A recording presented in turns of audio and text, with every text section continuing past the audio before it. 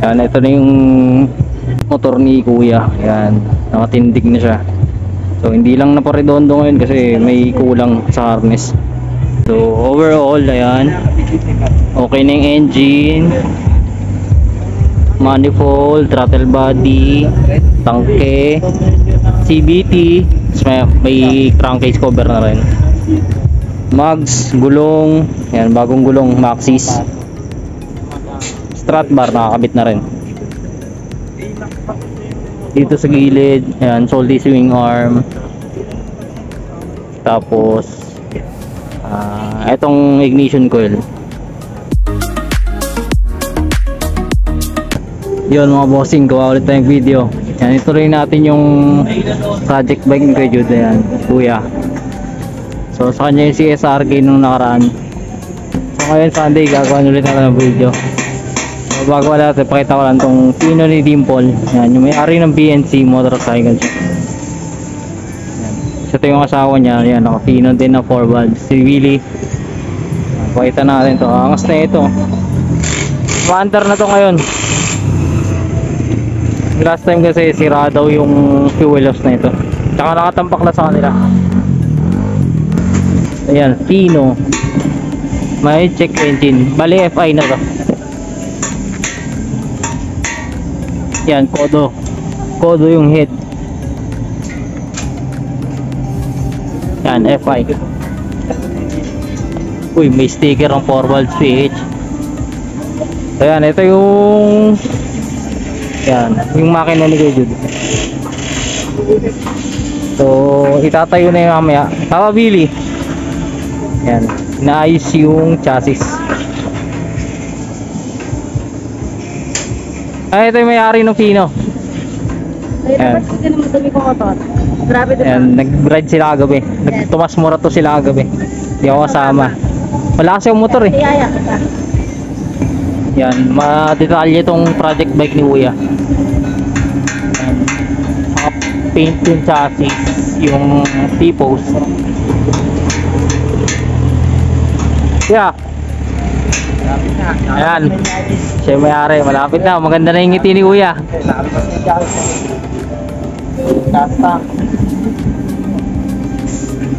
Ito na yung gas tank. Gagawin ng FI to, diretsong FI na. Gas tank. Kuya, may gusto ko bang batiin? Wala. Wala akong gusto i-shoutout.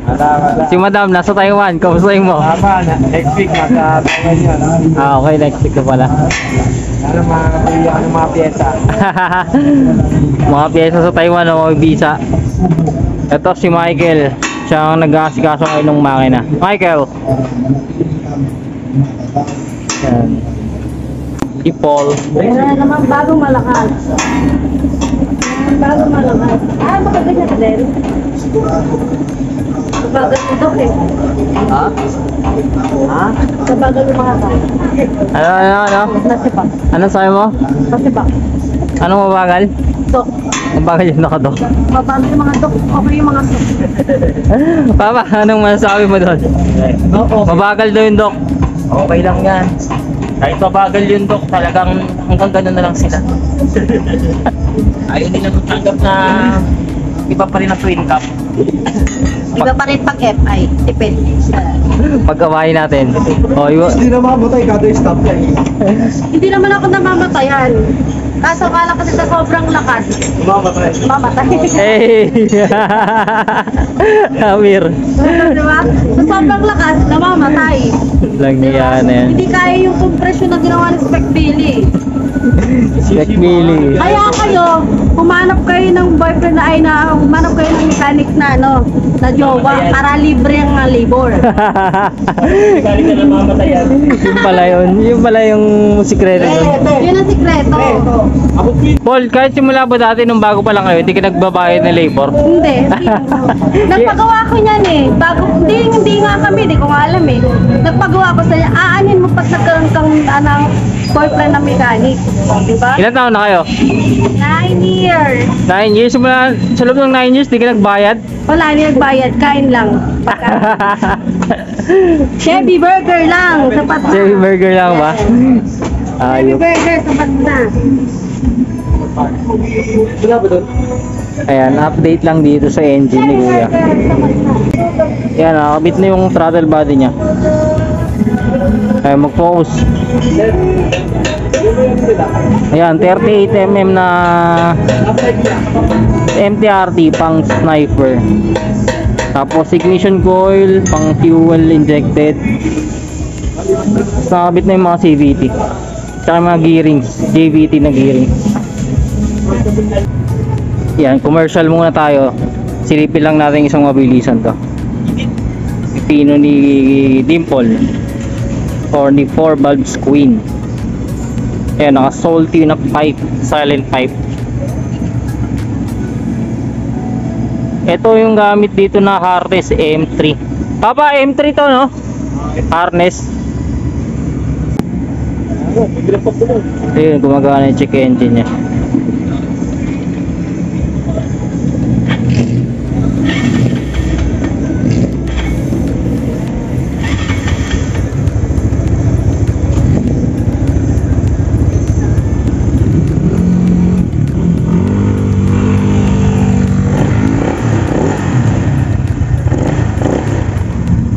Maingay pa yung throttle body. Yung pipe hindi halos marinig. Maingay pa yung throttle body nya.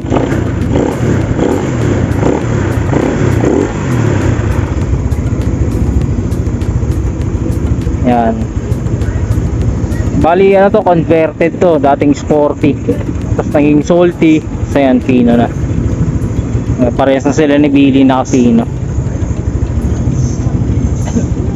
Relationship goals, parehas na 4 valves.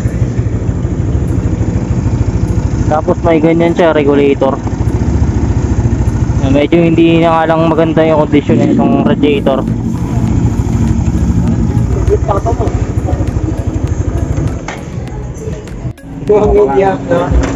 Yan, nakatindig na yung makina. May gulong na. RB8 na blue. Repainted yan, Kuya? Yung blue. Powder coat na ano. Tapos Maxxis na gulong. Yan, bago din. Kakabit lang. So yun, kakabit na nila yung swing arm. Yan, nilalagay na nila yung chassis. Unti-unti nang tumitindig. Rear shock bago rin. Pero ano to, All-ins Tagalog to. All-ins Tagalog or All-ins. Yan, copy lang. Okay, yan yung harness na gagamitin. Bali, Sniper version 1. Sniper 150 version 1. Yan, nilalatag na ni Willie. Papa, medyo time consuming yan, no? Kasi daming gagawin. Ang daming i-relocate na wire, mga sensor.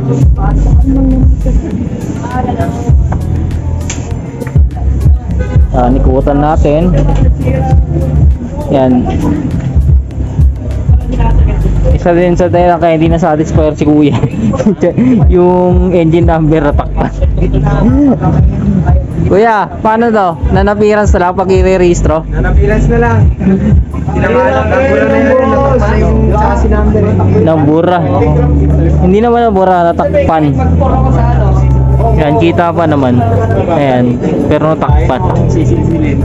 Kaya nga, sayang kung ano yun eh. Bali na napirans na lang pag pinarehistro. Yan, ikutan natin. Yan, harness Sniper 150 version 1. Yan, nabili lang ni Kuya ng surplus. Yan, isa sa pinakmatagal yan. Kasi ayan, pinabalatan. Kasi may mga socket or sensor na kailangan ilipat. Tulad yung sa ECU, di ba, sa Sniper 150 nasa harapan. Pati ba yung rectifier ng Sniper 150 ba pa nasa harapan yung rectifier na? So ilipat mo ron sa kabitan talaga. Okay. Okay. Paano yung ECU? Lalagay mo sa U-box? I-relocate na lang. Kung sa Lupina kasi. Konti na lang. Konti na lang titindig na. Pakita ko sa inyo yung mabisang bracket dito sa ayan. Di ba yung sa akin nabasag yung ganito ko? Kasi ganyan hindi nakakabit pero walang ganito, walang suporta. Kaya nabasag. Kasi ito nilagyan nila ng suporta. Yan walang alog. Safe. Papa, ano ba to? Ginagawa mo lang? Oh. Gawin mo rin ako. Yan, pati engine support naka powder coat. Nahirapan sila magdano kasi kumapal yung gilid-gilid. Stock engine support.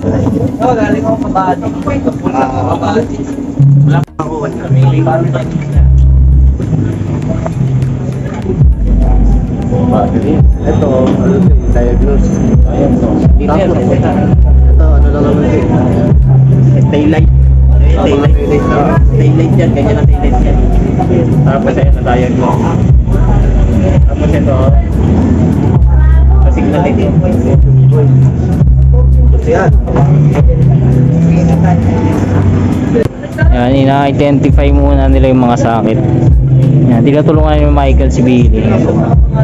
Kasi Michael pala siya yung nagpagana ng check engine ko sa 4 valves ko nung ginawa ng FI. Hindi na kasi gumagana yung check engine. So si Michael yung nagpagana nun. Kel, shoutout. Ikaw ka naman. Yan, si Michael. Yan, update lang. Update sa FI conversion. Yan, may injector na siya. Auto sensor ba? Temp sensor. Temp yan kapag saan.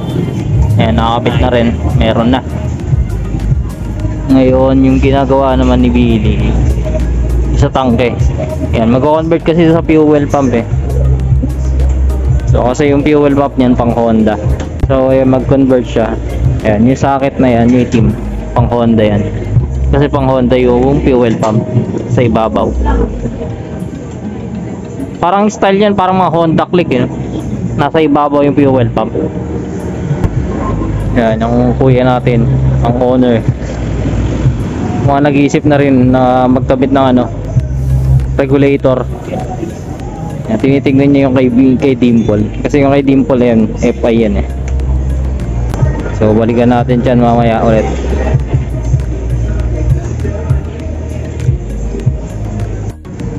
Yun, update lang tayo dito. Medyo may problema sila. Kaya nakabit na pala yung tangke. Tapos na-rewire na rin to. Kailan na naging problema rito? Yung burger niya. Burger. Okay lang, tagat na ako. Puro tinapay pa rin. Angels ba yan? Hindi, ewan ko nga eh. Saan ang binili? Ito, putol-putol yung harness. Identify kung nasaan yung mga pinutol ko sa nakalagay. Tulad na ito, missing. Ay, ibig sabihin. Malam, tab. Maraming mga putol din kaya mahirap hanapin. O kasi lang to eh, surplus yung nabili niyang harness na pang Sniper 150 version 1. Pero tingin mo Kyle, maayos yan? Maayos. Ayun nga, naayos natin eh. Sa bagay, nilagyan nga ng check engine yung akin eh, napagana.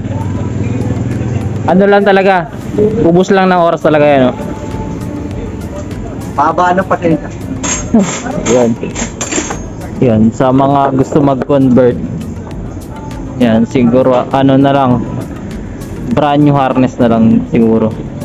Or kung kakilala nyo yung pagbibilan, mas maganda kung para alam nyo kung history nung harness. Kung may naputol na bang mga sensor, may nakuha na. Ito kasi parang nakahuyan na eh. Itong sensor, itong harness na to. Yan, kaya medyo nahihirapan sila. So balikan natin ulit mamaya. Tingnan natin kung ano magiging update dito. Ayan, so far okay na. Ito, nakakabit na yung tangke. Yan. Yan, galing sa kaibigan nating Thailander. Thank you. Ayan, may problema. So, hindi siya mapapa-start ngayon. Wala ang battery harness ng Sniper 150. So, kailangan namin. Kasi surplus lang tong ano, harness na nabili. So, kailangan ng battery harness. Kaya hindi matatapos ngayon. So baka next week ulit. So yung mga yaman. So ayan, dito na muna tatapusin tong video na to. Ayan. So at least nakatindig na siya. So ayan, to be continued to, mga bossing. Ayan, nandito pa rin tayo sa BNC Motorcycle Shop, syempre dito sa Marikina. So sila yung gumagawa, si Michael, ayan, si Papa Billy, ayan. Kuya, sayang hindi ka mandar, kinulang ng battery harness. Matititigan mo na sa bahay nyo kayo papa. So ayan mga bossing, next Sunday ulit to be continued to. Bali part 2 na lang muna itong video na to, nung pagbuo ng project bike ni Kuya Jude. Yan, ito na yung motor ni Kuya. Yan, nakatindig na siya. So hindi lang naparedondo ngayon kasi may kulang sa harness. So overall, ayan, okay na yung engine, manifold, throttle body, tangke, CVT, may crankcase cover na rin, mags, gulong, yan, bagong gulong, Maxxis, strut bar nakakabit na rin. Dito sa gilid, yan, solid swing arm. Tapos itong ignition coil. So ECU na ito is A-Phaser. So ayan na muna yung update dito sa project bike ni Kuya. So ayan mga bossing, next video ulit, BNC Motorcycle Shop. Dito pa rin yan sa Marikina.